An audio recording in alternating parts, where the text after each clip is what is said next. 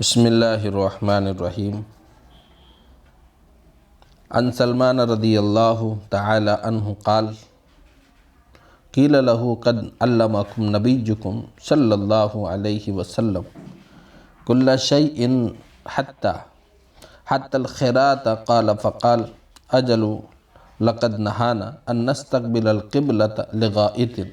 او بول او ان نستنجی بالیمین او ان نستنجی باقل من ثلاثۃ احجار او ان نستنجی برجع او بعظم او کما قال، رواہ مسلم۔ حضرات محترم، یہ حضرت سلمان فارسی رضی اللہ تعالی عنہ کی روایت ہے، بیان کرتے ہیں بعد مشرکوں کی طرف سے تمسخر کے طور پر ان سے کہا گیا کہ تمہارے پیغمبر نے تو تم لوگوں کو ساری ہی باتیں سکھائی ہیں، یہاں تک کہ پاخانہ پھرنے کا طریقہ بھی۔ حضرت سلمان فارسی نے ان سے کہا کہ ہاں، بے شک انہوں نے ہم کو سب کچھ سکھایا ہے اور استنجے کے متعلق بھی ہدایتیں دی ہیں، چنانچہ انہوں نے ہم کو اس سے منع فرمایا ہے کہ پاخانہ یا پیشاب کے وقت ہم قبلے کی طرف رخ کریں یا ہم داہنے ہاتھ سے استنجا کریں، یا یہ کہ ہم استنجا میں 3 پتھروں سے کم پتھروں کا استعمال کریں، یا یہ کہ ہم استنجا کریں تو کسی چوپائے کے فضلات یا ہڈی سے۔ اس روایت کو امام مسلم رحمۃ اللہ علیہ نے اپنی کتاب میں ذکر فرمایا ہے۔ حضرات محترم، اسلام انتہائی پاکیزہ مذہب ہے۔ یہ اپنے ماننے والوں کو طہارت و پاکیزگی کا حکم دیتا ہے۔ اللہ تبارک و تعالی نے بنی آدم کو اپنے آخری نبی حضرت محمد صلی اللہ علیہ وسلم کے واسطے سے زندگی کے مختلف پہلوؤں سے کتاب و سنت کی شکل میں جو احکام و ہدایات عطا فرمائے، اگر حقیقی معنی میں ان پر عمل پیرا ہو جائے تو ہر فرد کا ظاہر و باطن، اس کا جسم و لباس، رہنے کی جگہ، گھر بار، گلی محلہ، ماحول، حتیٰ کہ پورا کے پورا معاشرہ سب پاکیزگی کے مظہر بن جائیں گے، اور پاک صاف رہنے والوں کو تو اللہ تعالیٰ پسند فرماتا ہے۔ قرآن کریم میں اللہ رب العزت نے پاک صاف رہنے والوں کی تعریف فرمائی، بلکہ ارشاد فرمایا ہے ان اللہ یحب التوابین ویحب المتطہرین، بے شک اللہ تعالیٰ توبہ کرنے والوں اور پاک صاف رہنے والوں کو پسند فرماتا ہے۔ بہرحال جو روایت آپ کے سامنے ذکر کی گئی ہے، اس روایت میں 4 باتوں کا ذکر فرمایا گیا ہے کہ ان 4 باتوں کے کرنے سے ہم کو منع کیا گیا ہے۔ جس طرح کھانا پینا انسان کی بنیادی ضرورتوں میں سے ایک ضرورت ہے، اسی طرح قضائے حاجت بھی ہر انسان کی ضرورت ہے۔ نبی محترم وجہ تخلیق کائنات امام الانبیاء جناب محمد الرسول اللہ صلی اللہ علیہ وسلم نے جس طرح زندگی کے دوسرے کاموں اور شعبوں میں ہدایات عطا فرمائی ہیں، اسی طرح استنجا کے آداب اور طہارت کے بارے میں بھی ہدایات عطا فرمائی ہے کہ یہ طریقہ مناسب ہے، یہ نامناسب ہے، یہ طریقہ درست ہے، یہ نادرست ہے، یہ صحیح ہے، یہ غلط ہے۔ کسی کام کے اندر آپ نے جو ہے بے یار و مددگار اور یتیم محتاج بنا کر نہیں چھوڑا، بلکہ ہر معاملے کے اندر آپ نے ہماری رہنمائی فرمائی۔ حدیث جو آپ کے سامنے ذکر فرمائی گئی ہے، ان میں جو ہدایت دی گئی ہے وہ 4 طرح کی ہے۔ نمبر 1، پہلی ہدایت یہ ہے کہ پاخانہ کے لیے اس طرح بیٹھنا کہ قبلے کی طرف نہ منہ ہو نہ پیٹھ ہو۔ یہ قبلے کے ادب و احترام کا تقاضا ہے، اور ایسے بھی ہر مہذب آدمی جس کو لطیف اور روحانی حقیقتوں کا کچھ شعور اور احساس ہوگا، پیشاب یا پاخانے کے وقت کسی مقدس اور محترم چیز کی طرف منہ یا پیٹ کر کے بیٹھنا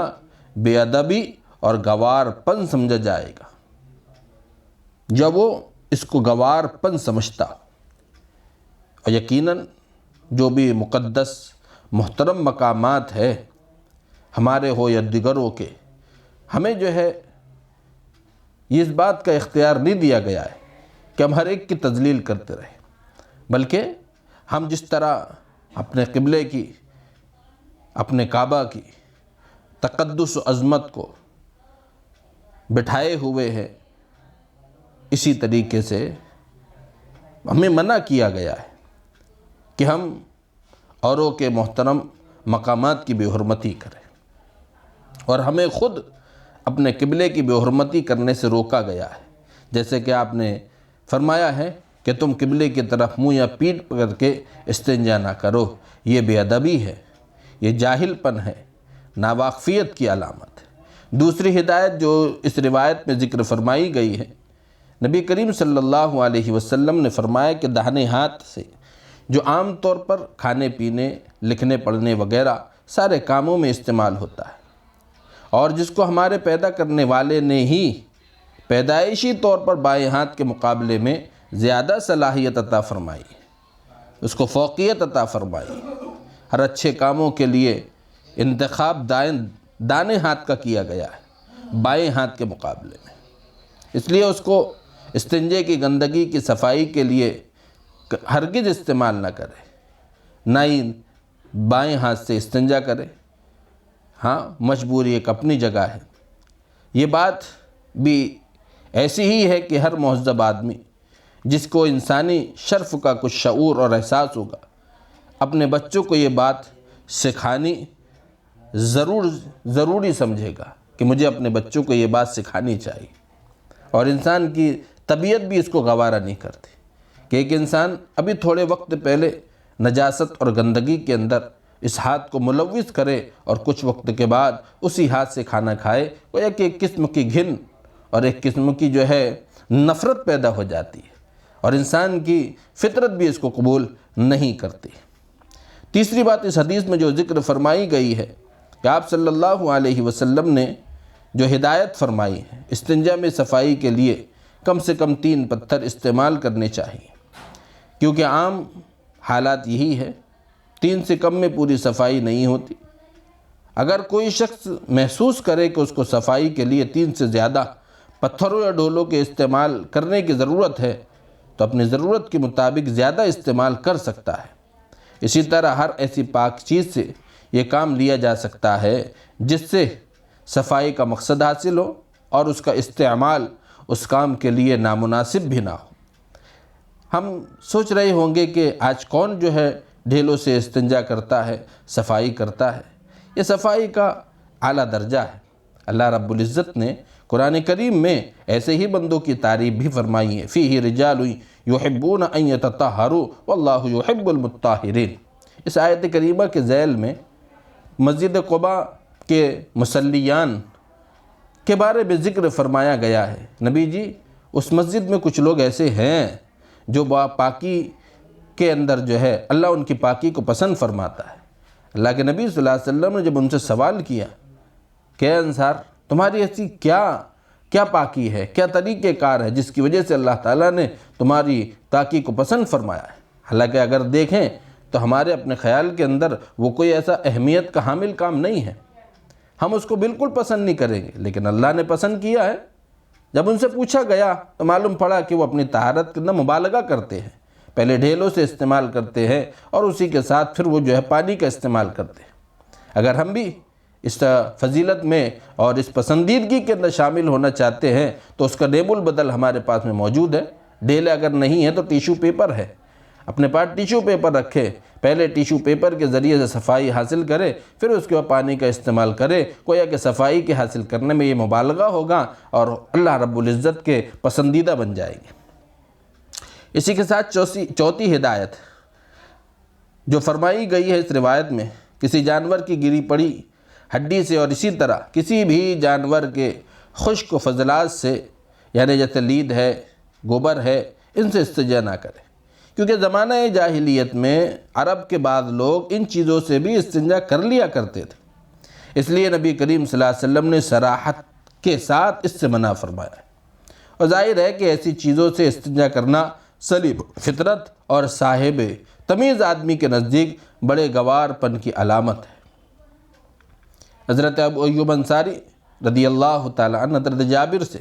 روایت کرتے ہیں، نبی کریم صلی اللہ علیہ وسلم کا دستور تھا، جب آپ کو قضائے حاجت کے لیے باہر جانا ہوتا تو اتنی دور اور ایسی جگہ تشریف لے جاتے کہ کسی کی نظر آپ پر نہ پڑے۔ اللہ رب العزت کی بے شمار رحمتیں اس پاک نبی پر ہوں جس نے امت کو پیشاب پاخانے تک کے آداب کو سکھائے ہیں۔ آج اس بات کی ضرورت ہے کہ ہر چیز میں اللہ کے نبی صلی اللہ علیہ وسلم کی سنتوں کو، آپ کے طریقوں کو اختیار کیا جائے۔ ایک اور روایت یاد آ گئی، حضرت عبداللہ بن مغفل رضی اللہ تعالیٰ عنہ فرماتے ہیں رسول اللہ صلی اللہ علیہ وسلم نے ہدایت فرمائی، تم میں سے ہرگز ایسا نہ کرے، اپنے غسل خانے میں پہلے پیشاب کرے پھر اس میں وضو یا غسل کرے، اکثر وسوسے اسی سے پیدا ہوتے ہیں۔ مطلب یہ کہ ایسا کرنا بہت ہی غلط اور بدتمیزی کی بات ہے۔ آدمی اپنے غسل خانے کی جگہ میں پہلے پیشاب کرے پھر وہیں غسل یا وضو کرے۔ ایسا کرنے کا ایک برا نتیجہ یہ ہوگا کہ جس سے پیشاب کے چھینٹے کے ذریعے وسوسے پیدا ہوں گے۔ اور آخری جملے سے یہ بھی معلوم ہو گیا کہ آپ کے اس ارشاد کا تقاضا اسی صورت سے ہے کہ جب غسل خانے میں پیشاب کے بعد غسل یا وضو کرنے سے ناپاک جگہ کے چھینٹوں کے اپنے اوپر پڑنے کا اندیشہ نہ ہو۔ اگر غسل خانے کی بناوٹ ایسی ہے جیسے کہ آج کے دور میں باقاعدہ ٹائلز وغیرہ لگے ہوئے ہیں کہ تھوڑی دیر کے بعد وہ فوراً جو ہے چلا جاتا ہے اور پانی بہا دیا جاتا ہے، اگر ایسا ہے کہ پیشاب کے لیے الگ جگہ بنی ہو اور اس کا فرش ایسا کہ پیشاب کرنے کے بعد پانی بہانے کی